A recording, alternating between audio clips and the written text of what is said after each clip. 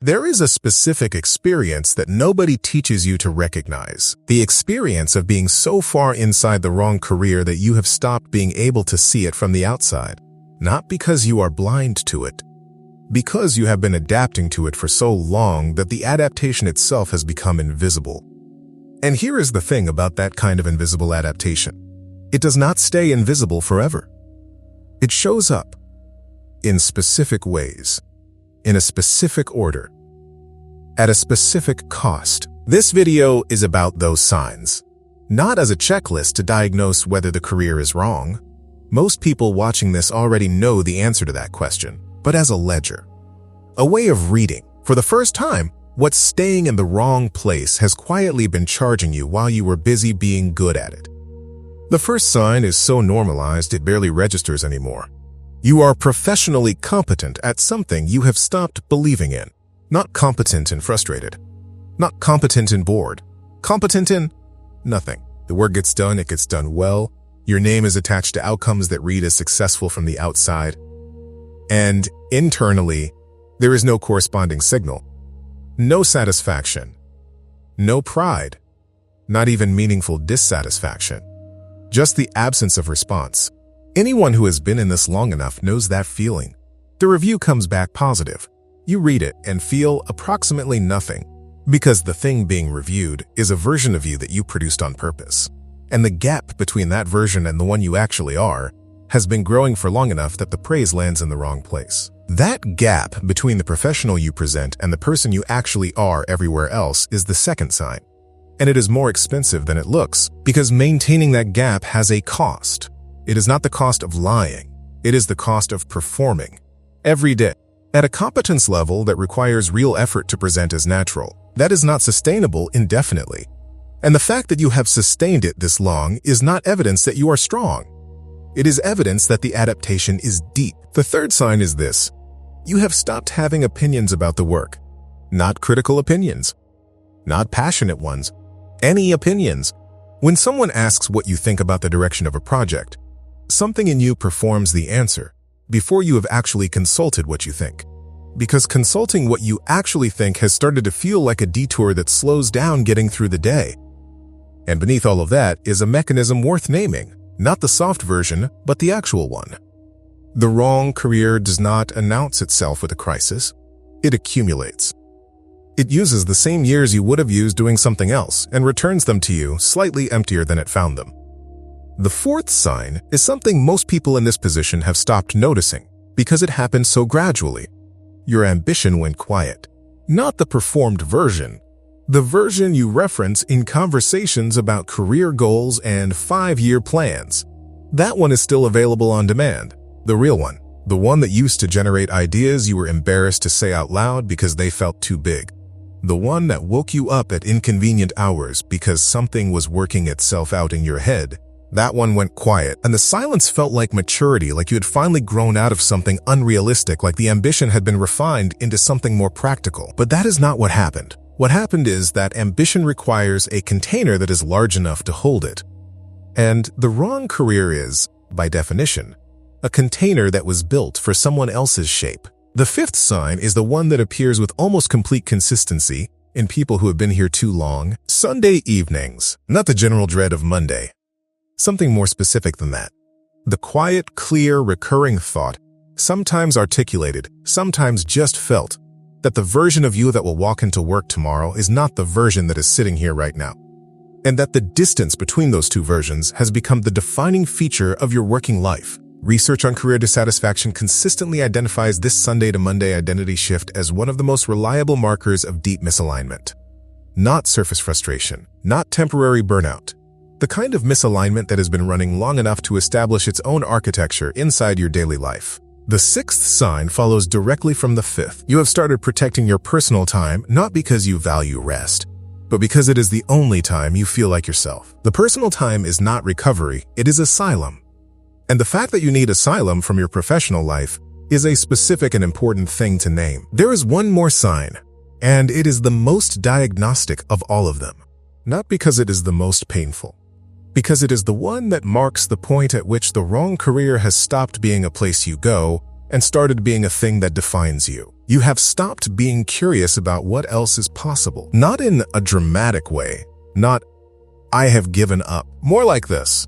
When the thought appears, the thought about a different kind of work, a different direction, a life that is organized around something that actually matters to you, the thought arrives and then exits quickly.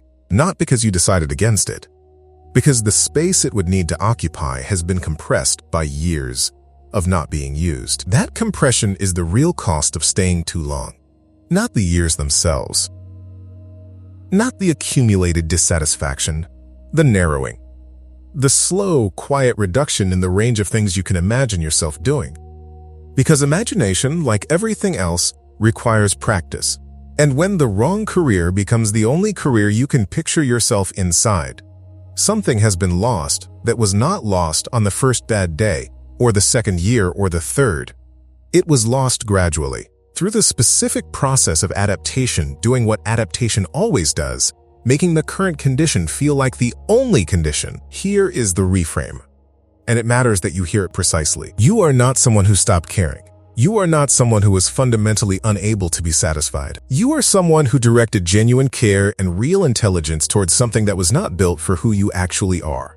For long enough that the misdirection started to feel like identity. That is not permanent, but it is specific. And specific things have specific solutions, not broken. Misaligned. And misalignment, once it is named, becomes a different kind of problem than the one you thought you had. If this video has named something real for you, if the signs landed with the specific weight of recognition rather than the general weight of a list, the next honest question is, which pattern applies to you specifically? There is a resource in the description that takes that question seriously. In under 10 minutes, it maps your specific version of this and tells you what to address first. It is the most direct next step from where you are right now. Link is in the description. A diagnosis is not a verdict. This is important, because the first thing that happens when someone names a pain precisely is that the precision can feel like a prison sentence. "I have been in the wrong career for too long," said out loud, felt for the first time at full weight, can sound like, and therefore it is too late. It does not mean that. What it means is this: you now have accurate information about your situation. And accurate information is always more useful than the comfortable approximation you were living with before. The comfortable approximation was, "I'm probably fine. A lot of people feel this way. Maybe it gets better. I'll see." The accurate information is, something specific has been wrong for long enough to have specific effects on my energy, my identity, and my range, and I now know what to call it. The internal objection that surfaces here, and it surfaces for almost everyone who gets to this point, is the quietest version. The one you don't say out loud. What if I change direction and feel the same emptiness somewhere else? What if the problem is not the career, but me? That fear is worth taking seriously. Not because it is correct, because it has been keeping you from taking your own dissatisfaction seriously for longer than the dissatisfaction deserves. Here is the honest answer. The fear that you are fundamentally unable to be satisfied is almost never confirmed by people who leave the wrong career. What is confirmed consistently is that the dissatisfaction was specific, attached to specific mismatches between the work and the person, and that when those mismatches are removed, something that had been silent for a long time begins to come back online. Not immediately, not without difficulty, but specifically, in ways that are recognizable as the self returning rather than a new performance beginning. The first honest step is not a plan, it is not a decision, it is not a leap. It is doing something small enough to be actually possible before the week ends, and large enough to prove to yourself that the frozen state is not permanent. That something is this. Name one thing, one specific thing, about the work you are currently doing that you would not choose if you were choosing today. Not a list, not an analysis, one thing. Said clearly, to yourself or to paper. That is a molecule of movement, and a molecule is enough to begin. If you want to go deeper than this video can take you, the resource in the description and the pinned comment will show you exactly where to go next. It was built for the specific question this video opened. What was the moment you realized you had been adapting rather than actually choosing? And what did that feel like? There is a sentence worth carrying out of this video. Not as a motivational frame, as a factual description of your situation. You did not waste those years. What you did was respond. intelligently and competently, to a set of incentives and expectations that were visible and clear before you knew what you were being shaped into. That is what people do. That is what intelligent, responsive, capable people do when they are handed a structure that tells them what success looks like before they have had time to develop their own definition. You followed the clear signal. You performed it well. You built the life you were supposed to want. And somewhere inside all of that, in the Sunday evenings, in the absence of response to positive reviews, in the ambition that stopped talking, you have been telling yourself something true for longer than you have been allowing yourself to hear it. The signs in this video are not an indictment. They are a reading, a way of looking at what has been accumulated and saying, I see what this is. I have a name for it now. And a named thing is a smaller thing than the unnamed weight you have been carrying. You are not someone who cannot be satisfied. You are someone who was satisfied by the wrong things for understandable reasons for longer than those things deserved your intelligence and your time. The difference between those two sentences is the entire distance between staying stuck and beginning to move. You are not more motivated than you were when you clicked, but you are more located, and located is the more useful thing. Carry that one.